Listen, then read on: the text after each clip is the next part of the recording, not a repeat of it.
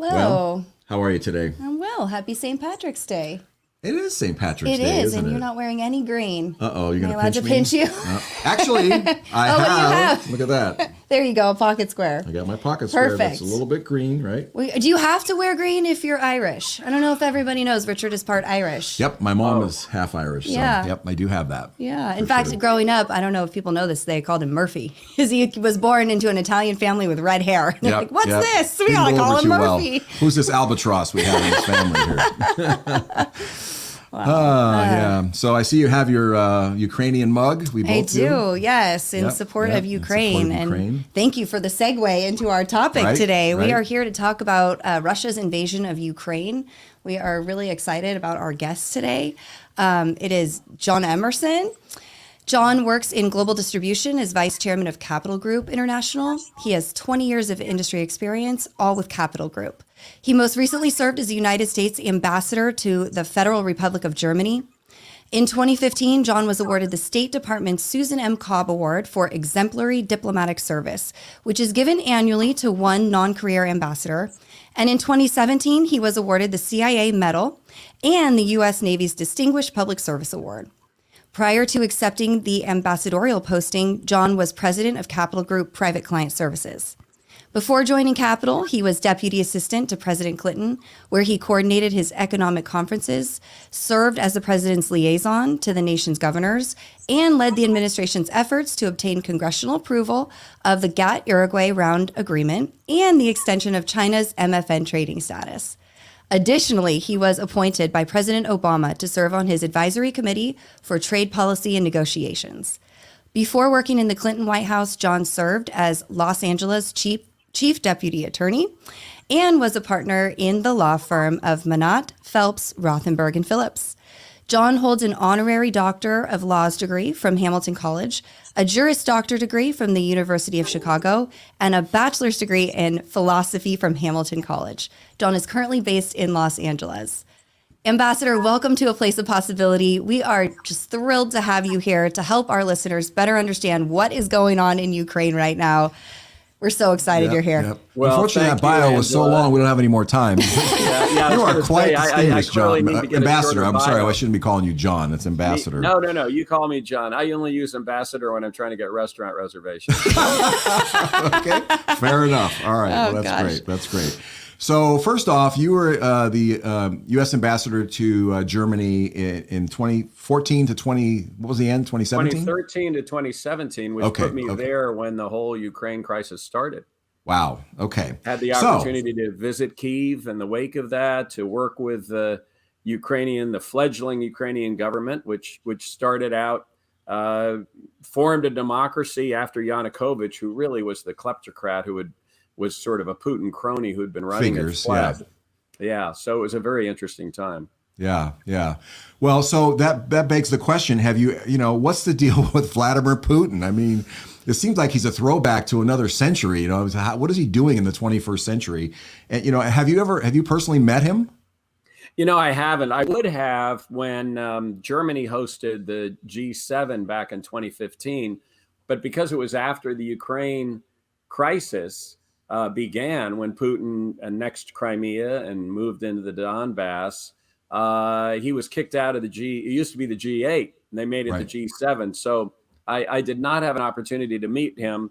However, I was working very closely with Angela Merkel, who she knew him quite well. And in Sure. fact, they spoke one another's language with nuance. She'd grown up in the former East Interesting. Germany, where they learn Russian, not English, as their second language. So obviously, through not just our intelligence efforts, but obviously through her and her national security advisor and the ongoing negotiations for the Minsk Accords, I had some insights into him through that. Yeah, wonderful. So what's it's easy to throw around comparisons with Hitler with him, but what's the deal with him? What's he trying to accomplish, and what's the end game, do you think?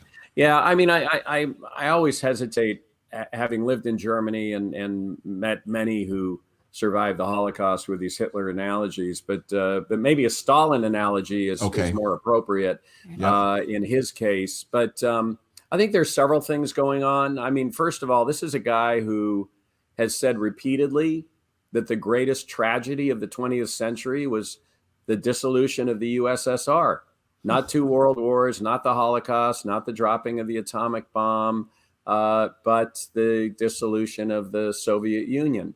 Secondly, he's always believed, in fact, he wrote a long essay to this effect just about a year and a half ago, that Ukraine was part of Russia, that Ukraine was a made-up country, that Russia really, the first major city of Russia was Kyiv, and that Ukraine belongs certainly in the orbit of Russia, if not belongs as part of Russia. So you have that philosophically.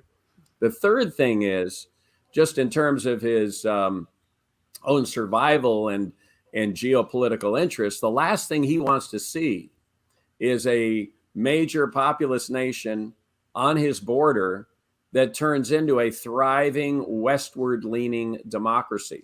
Oh, interesting. And the reason he went in and grabbed Crimea and infiltrated the Donbass when Yanukovych fled back in 2014 was because there was talk about Ukraine joining the EU. And when Yanukovych acceded to Putin's demands and said, well, no, we're not going to do that, you had a public uprising on the Maidan. Remember, the snipers were killed over 100 people, who were innocent protesters out there.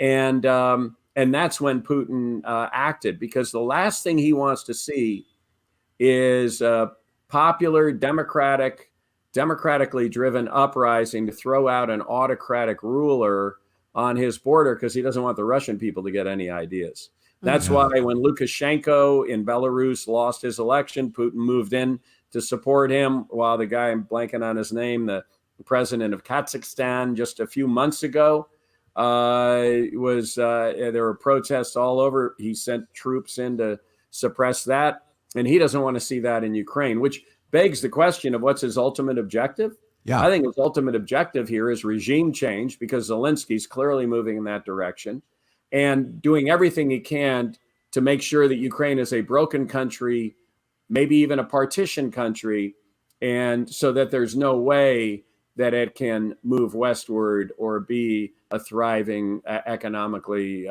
successful democracy. Interesting. So do you think that we've seen reports that the Russians actually expected the Ukrainians to welcome them and throw down their arms, a big percentage of them?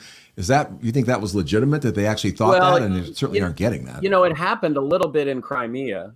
Yeah. And it happened a little bit in the Donbass. I mean, there were still lives lost, Russian soldiers killed and all that. But the fact of the matter is Ukraine, oddly enough, one of the great things that Vladimir Putin has managed to accomplish is taking a country that was largely pro-Russian and turning it into a country that now hates Russia, much the way Poland hates Russia.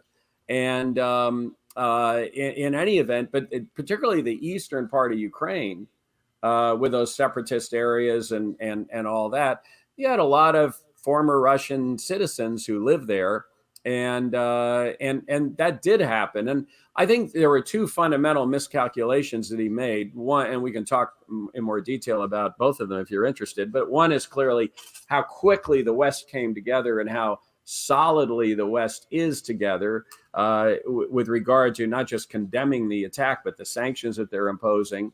And then secondly, the extent of the resistance and the resilience and the fighting capacity of Ukraine. Yeah, it's absolutely amazing. It's absolutely amazing. Are you thinking that, I'm getting the sense when you were talking about how he wants to have Ukraine be a broken country, Putin does. I got the image of like the Lion King with Scar, presiding over this charred area. Is that kind of like what he's trying to do?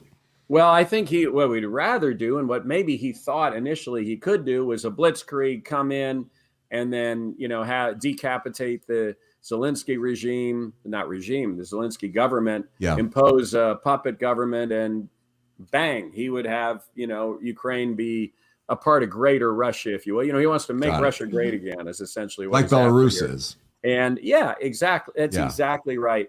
And now that didn't happen, and now that he's suffered all these losses, unfortunately, this is not a guy who is about to turn around and go, you know what, boy, did I make a big mistake here. Let's pull the troops back. He's just going to keep pressing forward. And that's, I fear, the most likely result of his continuing to press forward. Wow. Yeah. So go ahead. Well, I was just going to say, how have the Ukrainians been able to hold him off for so long? I mean, when I was thinking through this question, I wrote down ragtag band of citizens, which is probably not doing them enough credit. But, how long can they hold off one of the most powerful armies in the world? Well, a couple of things. First of all, their army is pretty big and pretty well trained, and was cleaned up after the 2014-2015 debacle, when it was not only, it turned out it was not only some Ukrainian citizens who welcomed Russian troops with flowers and all. There were also some generals who were very pro-Russian within the Ukraine, thinking about how they got there in the first place and all that. And so those guys are out. And so you have, I think, a much greater, a much better and much better trained armed force. And by the way, they've been, we've been giving them weapons. Germany wasn't, some other countries weren't, but other countries were giving them weapons over time. So they're better defended, if you will, from a weapons standpoint.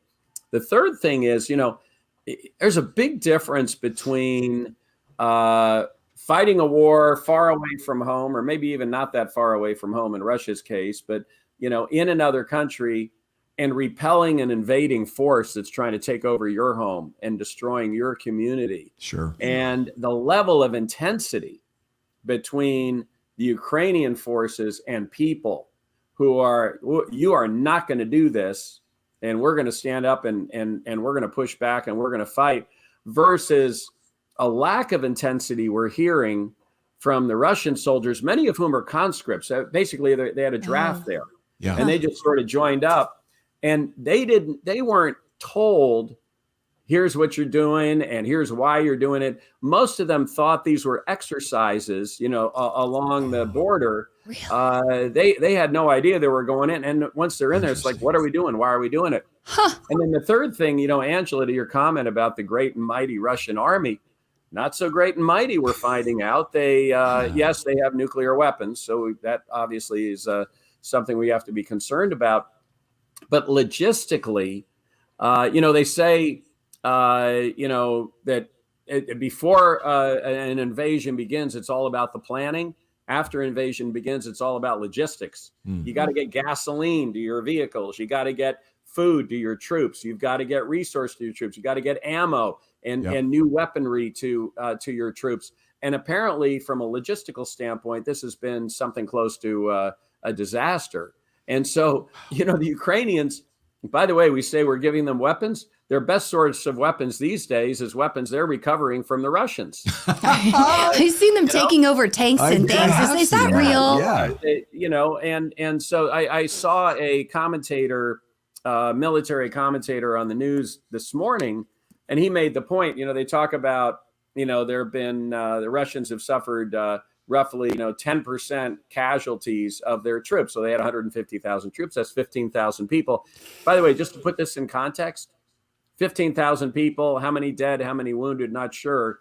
But in 3 weeks, in 20 years of the Afghan war, we lost 2,400 lives. Yeah.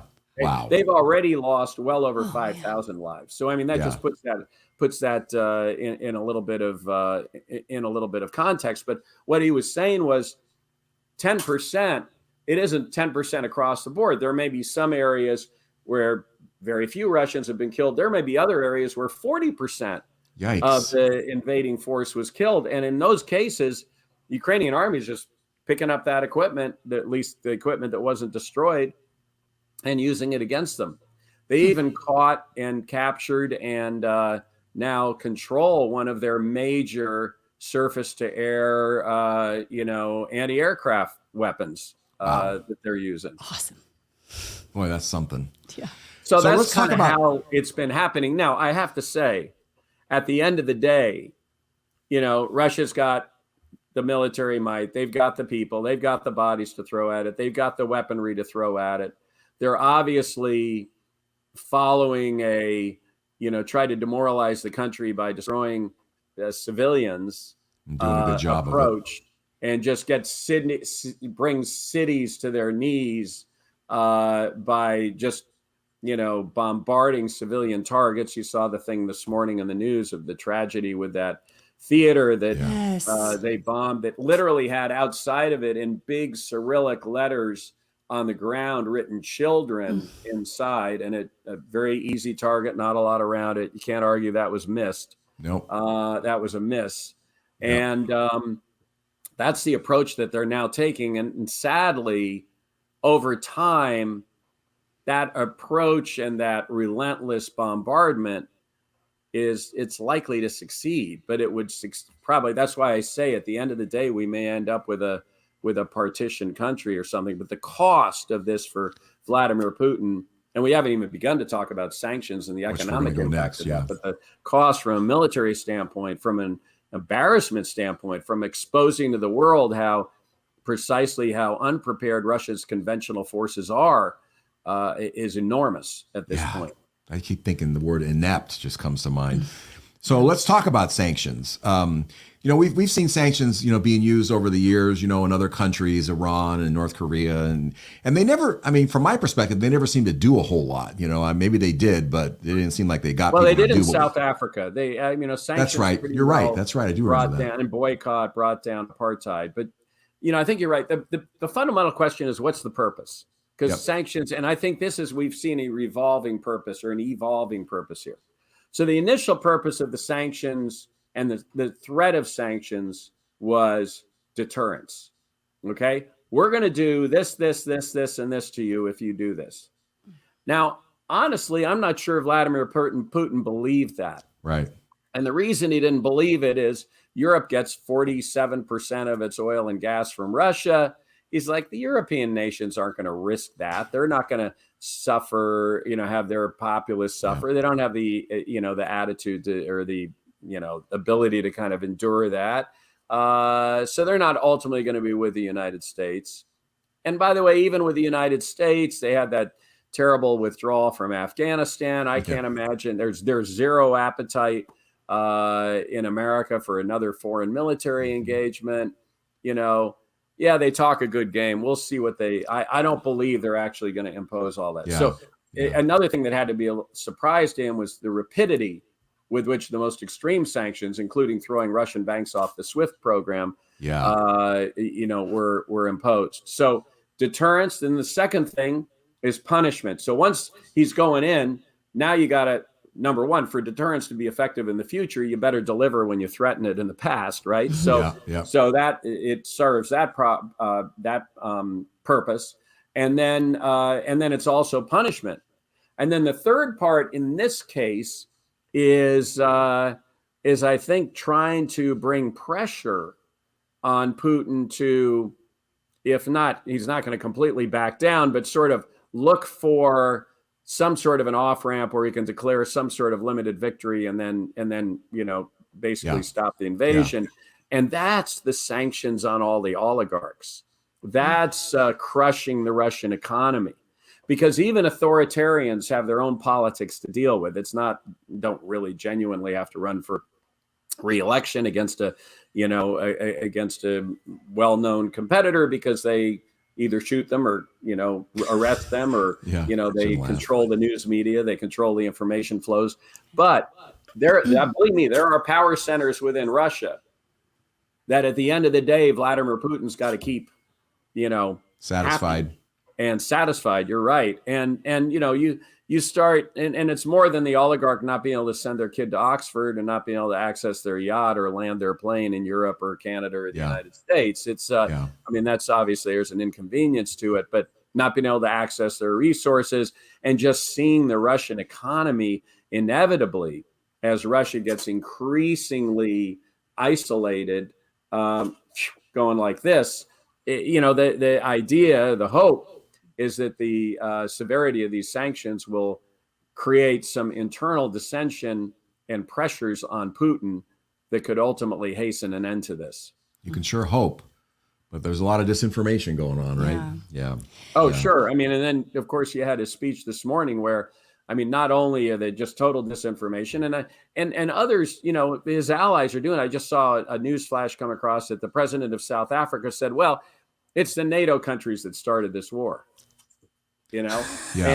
and of course China was singing that tune. It was very interesting when Biden, it was a very shrewd move on Biden's part, when Biden was releasing the intelligence in the run up to this invasion, saying they're about to invade. He's about to invade. He's just made the decision. It's just a question of when.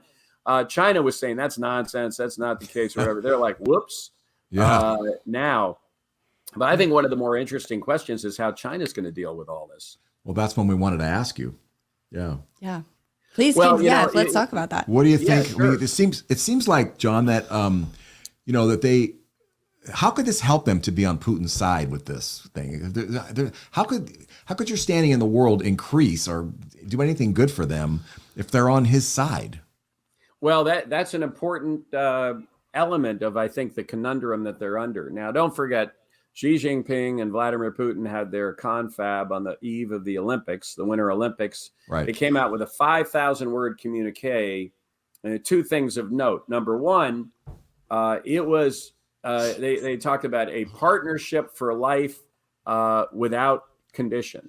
Yeah. So this was something that was going to be creating in effect a different world order, different from the rule of law world order that had been created by the West, and we're going to have an alternative way of doing business out there. I mean, that was huge, consequential, and something to be very worried about, geopolitically in a long-term basis. Second thing that was interesting, though, about it was silent as to Ukraine. Now, China is Ukraine's largest trading partner. China imports a ton of grain and wheat and barley from Ukraine. Second thing is, but notwithstanding that, I'm sure that Xi Jinping, who of course has his eyes on Taiwan, was sitting there going, "Hey, this is a freebie. I can have Vladimir Putin be the point of the spear and go forward on this, and let's see how the West responds. Are they really going to impose the sanctions that they're talking about imposing?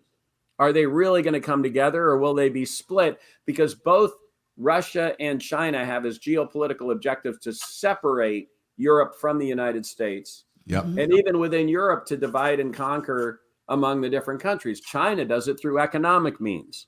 Russia does it, well, also I suppose economic, but through energy politics. But China is Germany's largest trading partner now. As an example, Wow. Italy. China is Italy's largest trading partner. Wow. So there are, there's this desire on China's part to have these good relationships with Europe. So the good news for Putin is, Xi Jinping is he went to school, he got his lesson, and he learned two things. One, whoa, I guess they will deliver on the intensity and severity of the sanctions. That's something I better keep in mind. That's why I say I think all this has made an invasion of Taiwan less likely, not Hopefully. more likely. Yeah. But the flip side is, he says, they're afraid to get into a military conflict. They won't get into a military conflict with a nuclear power. So maybe if I do something in Taiwan, I won't be engaging the American forces, for instance. So, that's something maybe you wish you wouldn't take away from it, but that he is probably also taking away from it. Yeah. But now I have to believe he's not too happy about it because of the point you raised, which is Vladimir Putin is now a pariah in Europe, and all these countries that China wants to do business with and is continuing to do business with. And I know I can tell you from a German standpoint, they're, inviting German companies to come and build factories and really invest in China and all that. Interesting. There are now, those companies are going, man, if you're Vladimir Putin's pal and you're behind him every step of the way in this process, we don't want to be doing business with you. So they're worried about getting crosswise of sanctions or beyond that, as you put it, reputational risk. Yeah. And then the second thing is, Xi Jinping is trying to kind of build the Chinese economy. It got overheated. It's come back. They've had some problems. They just recently, this week, agreed to sort of help the banking system, and which the stock market appreciated, I suppose. in any event, the last thing he wants is a global recession. And yet, if you start weaponizing energy and you see the spike in energy prices and you see the impact of sanctions and the likely retaliation by Putin against the sanctioning nations, all this could lead to a global recession. And since China builds stuff they want to sell to the rest of the world, that's not a good thing. Not good. So now maybe the silver lining is they'll get to buy a lot of Russian oil and gas at fire sale prices. But this generally is not a good thing. And I think the thing to watch is what the intelligence community put out, which is that Russia has asked China for weapons, for help in terms of weaponry. Keep an eye on that one, because I think if China goes in that direction, I think this is what Jake Sullivan, the national security advisor, said to his counterpart in Rome earlier this week in their 7-hour meeting. You guys go down that road, you are getting involved in this thing, and there you will run afoul of sanctions. So be very interesting to see whether they in fact come through on that, or whether their support of Russia is basically just verbal support of Russia. Interesting. What about the whole issue of energy in Western Europe and East and Central Europe also? Well, this is how do they get off this? I mean, it's a problem. They can, but not immediately. I mean, it's and it's more of an issue than wearing a sweater and turning the temperature. How long can we last? I mean, are there legitimate alternatives? Don't have air conditioning very much, as you've probably noticed over there in the summer, and but they need the heat. So that's I mean, the good news is we're moving into the spring, but the bad news is there is not a ready replacement for Russian and oil and gas at the level that Europe needs it. Is dealing with. We can figure that out in the United States. It's only 1 million barrels a day we get from Russia. It's maybe less than 5% of our oil and gas needs. We can figure that out. We can ultimately deal with it through domestic production. They can't. And so, I think they're talking to Norway, but Norway has 95% of the natural gas that it produces is already committed. So now some of it's committed to European, but it's already committed, right? So that doesn't fill that gap. But there'll be some coming from there. U.S. has talked to Japan about diverting some of its natural gas supplies, liquefied natural gas, over to Europe. But in Germany, for instance, they did not complete building the regasification facilities they were building at one of their ports in the North Sea. They're now diving into that, doubling down on that. So this could be one area where you do see a gap between what Europe's willing to do and what the U.S. is willing to do in terms of, sanctioning or banning their energy production. This is one reason why I think, again, the U.S. is pushing hard to try to get the Iran nuclear deal done again. Not only because once we stepped out of the Iran nuclear deal, they moved that much faster and closer to developing a nuclear weapon. But now there's also, if you reduce the sanctions, that's a bunch of oil that comes on global markets that they'd be perfectly happy to sell. So that would help. It's interesting how this changes a lot of things. I mean, in terms of who we're friendly with and who we're not. Mm-hmm. Isn't that I saw we're talking to Venezuela last week, right? So exactly. Now the White House got a lot of pushback from that. I was in South Florida earlier this week, and I heard about that as well. We don't even recognize the Maduro government, but the White House is saying we weren't discussing oil; we were discussing releasing these prisoners that they had or hostages that they had, which they did. But I don't know if we necessarily have to buy that oil, but if they agree to pump more and put it in global markets, that helps. Obviously, sure, of course it helps. And oil price came down the last couple of days a little bit, but still way up there, as every American who drives a car knows. They see that inflation report card every 5 or 6 blocks on the, Sure do. the gas Inflation report station. card. It's I love pretty, that. it's pretty, Yeah. you can't deny it for sure. Yeah. No. Well, can we talk more about the impact on Americans and specifically American investors? I mean, by and large, the people listening here are, your mom and pop hardworking Americans. They just want their retirement to outlive them. What do you think the long-term serious repercussions to the U.S. stock market and investors are going to be as a result of the war? Well, I think it's more short and medium term, to be honest with you. I think long term we'll get through this, we'll deal with this just as we did with the global financial crisis, just as we did with the dot-com bust, which lasted a couple of years. If you're on retirement, living on a fixed income, guess what? Your interest payments are going up because as interest rates go up, that means you're going to get paid more. Obviously, you're worried about inflation, sort of hollowing that out. But I think if you're invested, if you've got a financial advisor you're working with and you've got a good long-term plan and you're on track with that long-term plan, I wouldn't make any sudden moves here.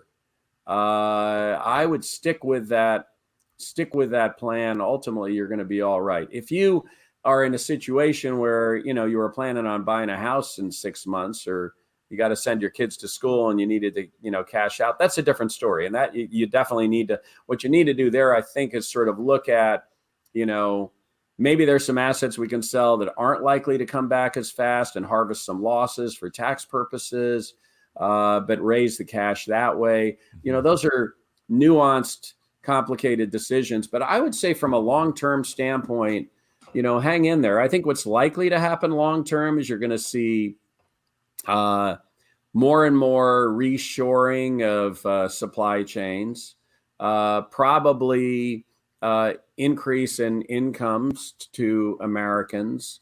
I think inflation will get under control. I mean, it may take 1.5 to 2 years to do it. We heard from the chairman of the Fed yesterday. They're talking about a 2% raise over the next couple of years. Right. But that inflation will be gotten under control. The supply chain imbalances will balance out again. They clearly, in every crisis, there are also lots of investment opportunities. So I know this is one thing we work hard on at Capital Group, is trying to, think about keeping people invested, but making the kinds of changes that are both protecting them in the short and medium term, but also taking advantage of what the likely long-term trends are going to be. And I clearly, from a long-term standpoint, greater independence from dependence on oil and gas, that's something that had started a while ago. I think once we get through this crisis, that may accelerate. Those kinds of things. Yep. So stick with it. If you got a plan, stick with it. What do you think? It sounds to me like we're going to come out of this stronger than we were before, because we're going to have our supply chains. We're doing less dealing with some of these bad guys who are using the wealth, the wealth that we're helping them create to do bad things, evil things in the world, right? So it seems like we're going to come out of this stronger and more resilient than we were before. I think that's entirely possible. And I think you raise a really good point there. I think there's been a lot of conversation about this authoritarianism versus democracy. And, one of the problems is when you come in times of uncertainty, authoritarianism sort of feels good because you want a strong leader to come in and say, we're going to do this, we're going to do that, be able to implement it quickly. Mm-hmm. Now you see the dangers of having an authoritarian leader and the havoc that can be wreaked as their ego, as their personal view of the world and how they want to make it and what they want their legacy to be sort of takes control. And then as a response, Putin's speech this morning was extraordinary when he talked about cleansing Russia. I saw that. From traitors. Traitor being defined as anybody who says, wait a minute, are we doing the right thing here? That's what authoritarianism is. And I do think that, in bringing democracies together, in bringing the rule of law community together, that ultimately does strengthen us. And this has had that effect. And Yep. hey, we were sniping at each other. Let's be honest. I mean, I Yep. saw it in Europe. I saw it within the EU. I saw it between Europe and the United States on a number of occasions. We were sniping at each other, and We're that focused now. not going to stop forever, but it's certainly Yep. stopped now. Yep. Yep. I think one of the tests for a dictator is how long of a table can you get, right? 'Cause you see the table and he's sitting like 9 miles away from his generals or whatever. That was an Reminds me of unbelievable shuffleboard picture. in a bar, I couldn't believe that. That was really crazy. Oh my gosh. Yeah. Well, by the way, that's another. I mean, who knows? This could be wishful thinking on people's part, but there's a lot of question about. Excuse me. Is Vladimir Putin well? Yeah. I mean, his face looks puffy. Is he taking cortisone? Is it, what's going on there? And then that long table begs the question of, is he somehow immunocompromised and very worried about anything that, but what it also reinforces is how very isolated he is. Yeah. Isn't that something? I mean, he's not even at the Kremlin, he's an hour outside of Moscow. He doesn't go in there. He doesn't have regular meetings of his advisors. The extent he meets, it's there, maybe a handful of people that see him. There's sort of former KGB cronies, and his advisors, and particularly anybody who has a sense of what's going on in the rest of the world. They're kind of isolated from him, or he's isolated from them, and that's also worrisome in terms of ultimately what decisions he might make. But it's Sure. It's a factor, and people, we all laugh at the table, but there's also a question of why. Yeah. Not why are we laughing, but why is he doing it? Why is he doing this? Is there something else underneath that we're not focused on? Going on. Yeah. Interesting. Yeah. And I don't know if we can even take the pulse of this, but I saw a question come through our feed here, like how isolated is he from his people? What do the Russian people by and large think about this? Are there any polls that we can rely on as to what they're thinking? Well, it's hard. What I've seen, you'll be sorry to hear, that over 70% of the Russian people are like fully on board to this. Why? 'Cause Still? here's what they've been told. This is, Wow. this is Ukrainians attacking Russians. They're committing genocide against, literally. This is what he says: committing genocide against Russians in the Donbass area in particular. They're very. They started this. We're going in to protect the Russian people. And the Americans have worked this up, and those Americans they're gonna hit us with chemical weapons. And of course, we know Russia may well use chemical weapons, and so but this is all they're hearing. And Putin's thing about the greatest tragedy of the 20th century is dissolution of the USSR. Most Russians would agree with that. Now there's sort of a demographic, the older Russians who are sort of used to living in the system and all, they're going to buy it. Younger Russians who are much more cosmopolitan, who are much better wired in a sense of getting information from the outside, social media, that kind of thing, to the extent it hasn't been shut down already. Mm-hmm. They know what's going on. And you see a lot of them trying to leave, and a lot of them concerning. And clearly something has to be going on there, or he wouldn't have given that speech this morning about that's a good point. cleansing Russia, right? What do you call them? Traitors or something? Traitors. Yeah. Traitors. Yeah. Wow. Crazy. Well, speaking of social media, can you talk a little bit about the role that social media, Google Maps, and all of this instant information sharing? I'm watching videos on TikTok of Ukrainians making Molotov cocktails. Like, I'm watching this in real time, I think, to the degree that that's all accurate. So, what role has that played? And is war kind of changed forever as a result of this instant information? Well, yeah. I mean, remember the Vietnam War changed with television. And the you don't remember because you're too young, but I do. And by the way, I was just in junior high school myself, but I've been told. I've read a history book. Yeah, exactly. But what happened in Vietnam, and one reason you had such opposition to the Vietnam War was it was like right there in your face every night on television. And I think social media has taken that dynamic and put it on steroids. Yeah. And so what it means is people are getting much more information than they otherwise would have available to them. The military can use it.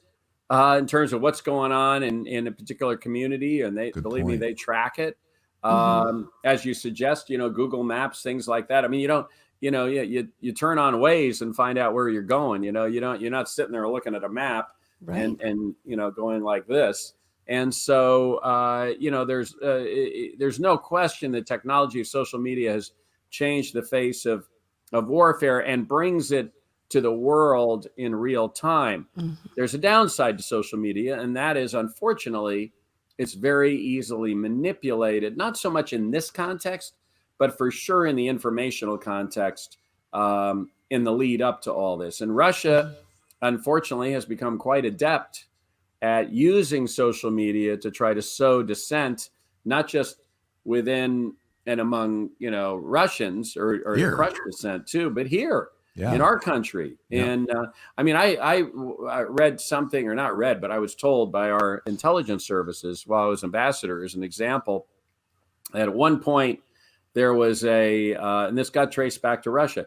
At one point there was, it was either a police shooting or some kind of gun-related incident in either Houston or Dallas, Texas.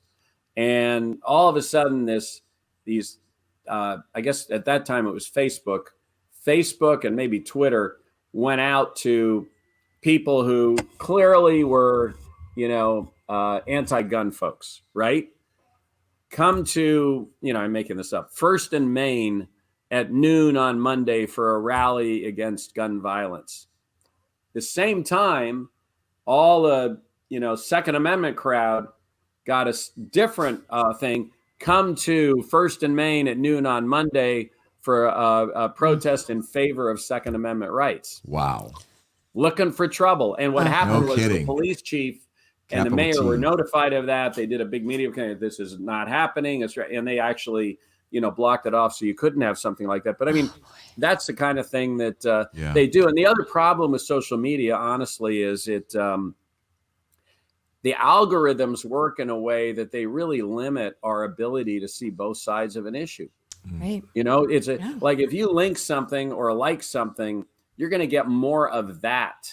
Yeah. And not the other thing. I intentionally will link or like things that are, ideologically different from maybe what I believe, because I want to see what are all sides saying. Interesting. Good for you. Yeah. That's really interesting. It's a hard thing to do. You'll be shocked when you see what you get. It's also the annoying thing, like you actually look online to buy something, and then every time you go online, ads for that thing pop up.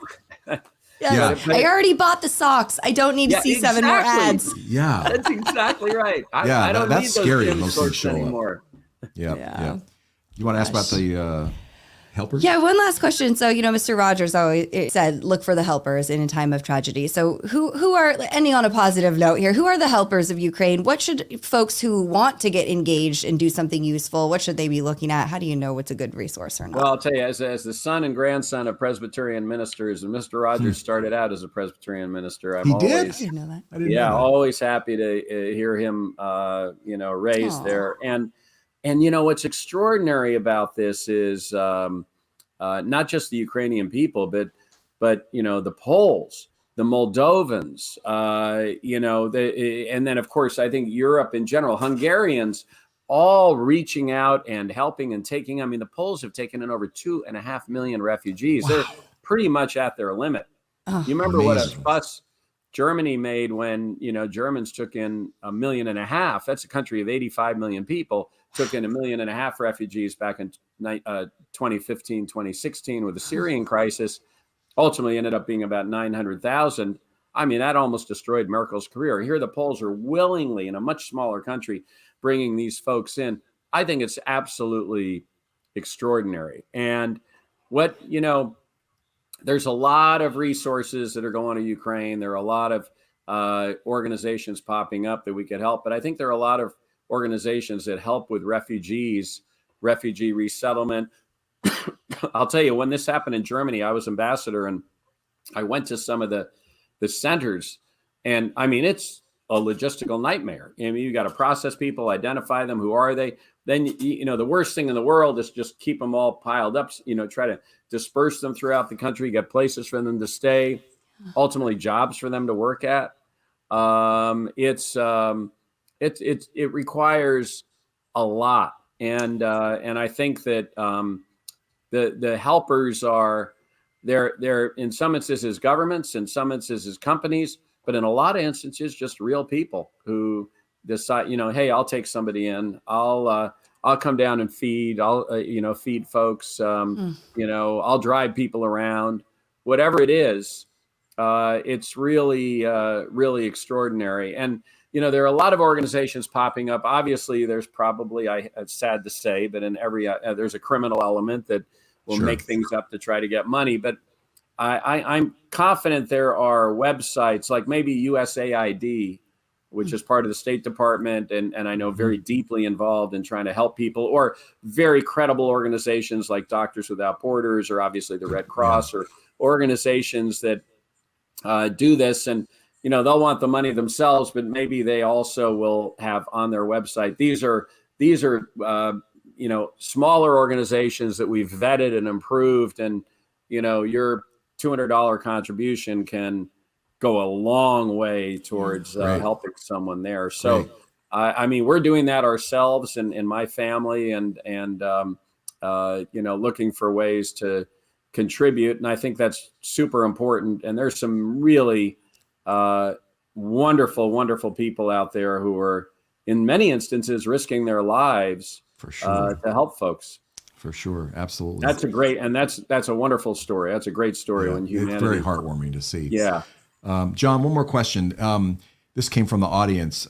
Is Russia going to be like a perpetual failed state now, like North Korea, or can they come back from this?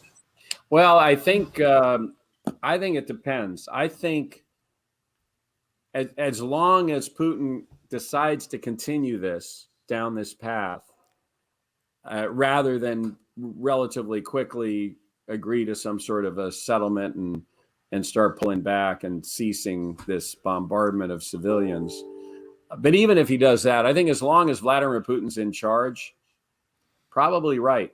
I think you're going to need ultimately, certainly a change in attitude, a change in approach, and probably a change in government. And by the way, Russian government, who knows? You could get somebody worse, right? So I know that's true. Some kind of a change before that happens. But it's Russia could they're going to be in a different place in North Korea because they actually do have resources that the rest of the world wants. Good point. Yeah. But apart from Kim Jong-un haircuts, but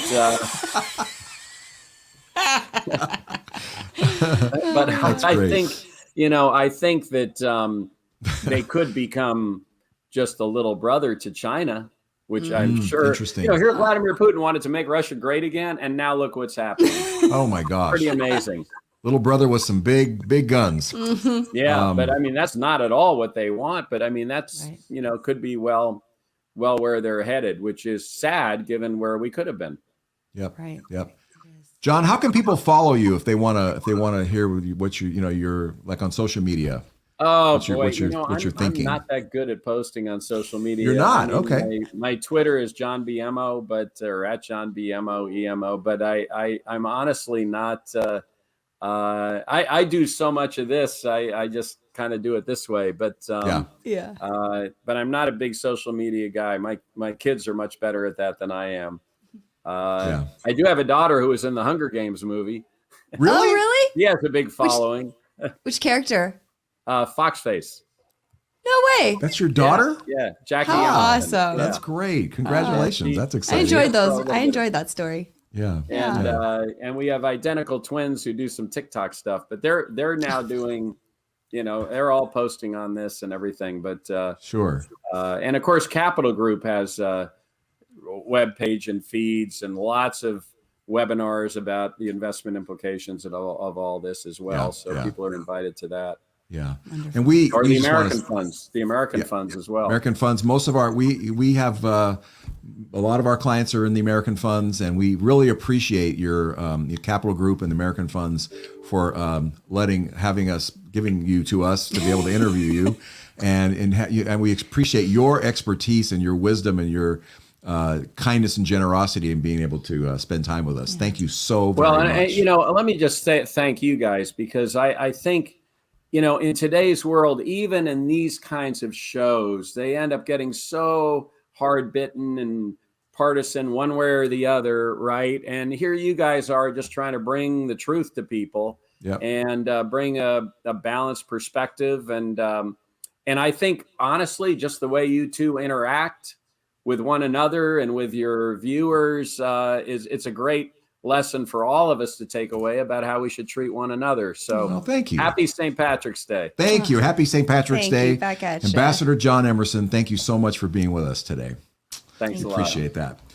So, Next great interview, time, right? yeah. Oh my gosh, that was so fun. That was amazing. So next time? Yes, next time we will have Kirsten Howe on the show. She is a wonderful local estate planning attorney, and we're going to be talking about some of the fundamentals of estate planning, like, do you need a will, and where do you get one, and what do you put in it? Yeah. So that's what going to about be a trust, and what kind of trust do I need, and Right. all that stuff, right? She's an expert on in advanced planning as well, so she's going to bring, and she's also going to talk about some of the latest things on the horizon that may be coming our way. We almost had a big, giant, transformational thing that happened, and Joe Manchin prevented that from occurring with respect to estate taxes. Yeah. So with the Build Back I'm Better sure they're plan, going to right? keep coming I'm sure at they will. it. It's not going to go away. Yeah. So anyway, look forward to that. That'll be in 2 weeks. And we also want to let you know that we still have our offer for the Endless Inheritance free book. There it is. That we wrote. This is about how to protect your family from disintegrating, basically, like we hope Ukraine doesn't do, and the Russian economy is doing right now. We don't want to have that happen to your family. And also, we have 30-minute free consultations with either Angela or I or both. And you can go to our website and at aplaceofpossibility.com to be able to get sign up for those. And finally, of course, if you have any questions at all. Yes. Requests for topics also. Please let us know what you want to hear about on the show. We would love to love to deliver for you. And you can reach us at info@aplaceofpossibility.com. So, hope that was entertaining for you and informative. I learned a lot. Yeah, that was It was awesome. terrific. Thank you very much. And we look forward to seeing you next time. Until then, you're invested and so are we. Take care.